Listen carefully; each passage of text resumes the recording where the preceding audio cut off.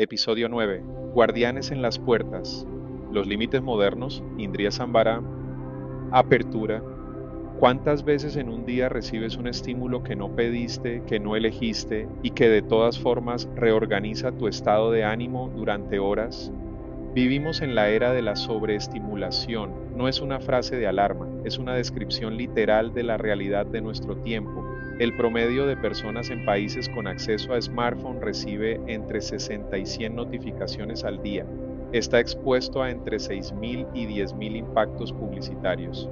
Procesa más información en un solo día de lo que un ser humano del siglo XVII procesaba en toda su vida. Y la mayor parte de esa información no fue solicitada, no es útil y no contribuye de ninguna manera al florecimiento de quien la recibe. Hoy hablamos de cómo el Buda respondería a este mundo y qué herramientas nos ofrece para vivir en él sin ser devorados por él.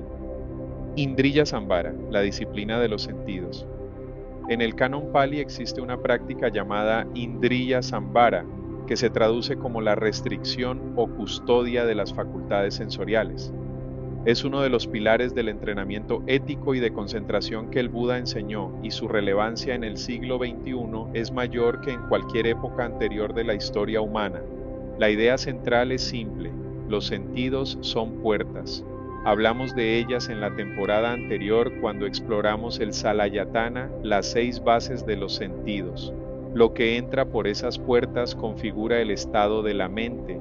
Si no hay custodia de lo que entra, cualquier estímulo puede instalarse sin ser invitado y reorganizar el interior sin ningún control consciente de tu parte.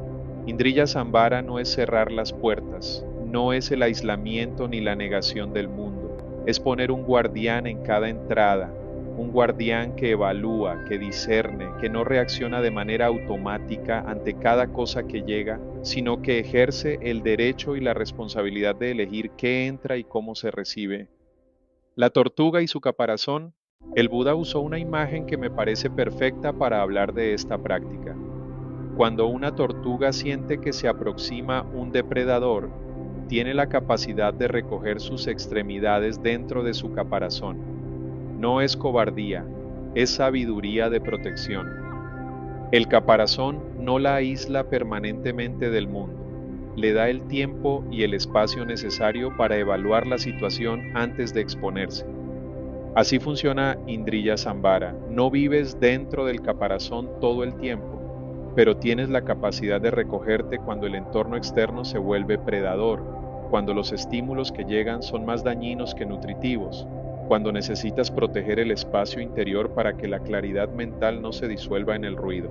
En términos concretos y modernos, esto significa tener la capacidad de apagar el teléfono, de decir que no a cierto tipo de contenido, de salir de una conversación que solo genera agitación, de crear espacios de silencio deliberado en un mundo que llena cada segundo de ruido, no como un acto de huida, sino como un acto de custodia consciente.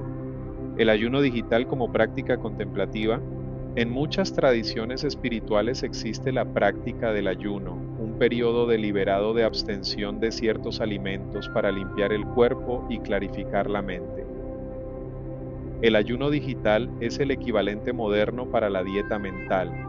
No te estoy proponiendo que abandones la tecnología, te estoy proponiendo que experimentes con periodos deliberados de desconexión para ver qué ocurre. ¿Qué pasa en tu mente cuando no tienes el teléfono al alcance de la mano durante 2 horas? ¿Qué emerge cuando no hay pantalla que llene el silencio? Para muchas personas la primera respuesta es ansiedad o inquietud, y eso por sí mismo es información valiosísima. La incomodidad ante el silencio revela cuánto dependemos del estímulo externo para regular nuestro estado interior.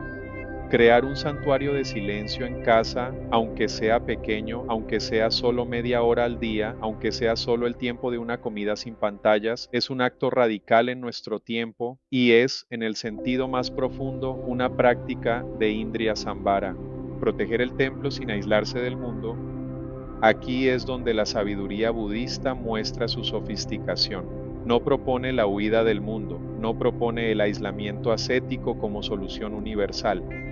Propone algo mucho más difícil: vivir plenamente en el mundo con los ojos abiertos, participar activamente en él y al mismo tiempo mantener un espacio interior que no sea colonizado por él.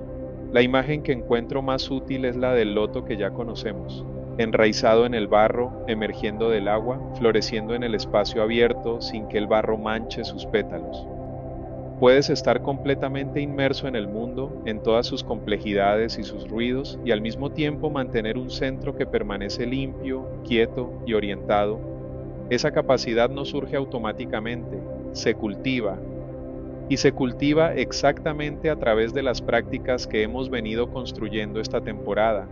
La ética que limpia el suelo, el habla consciente que no dispersa la energía, la honestidad que unifica la mente, la claridad que protege la herramienta. Cada uno de esos elementos es un aspecto del guardián que pones en las puertas de tu ciudad interior.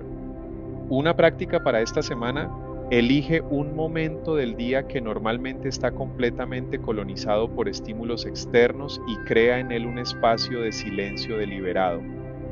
Puede ser los primeros 10 minutos de la mañana antes de tocar el teléfono, puede ser las comidas sin pantallas, puede ser una caminata semanal sin auriculares. Observa qué emerge cuando el ruido externo se reduce y observa cómo eso afecta la calidad del resto del día.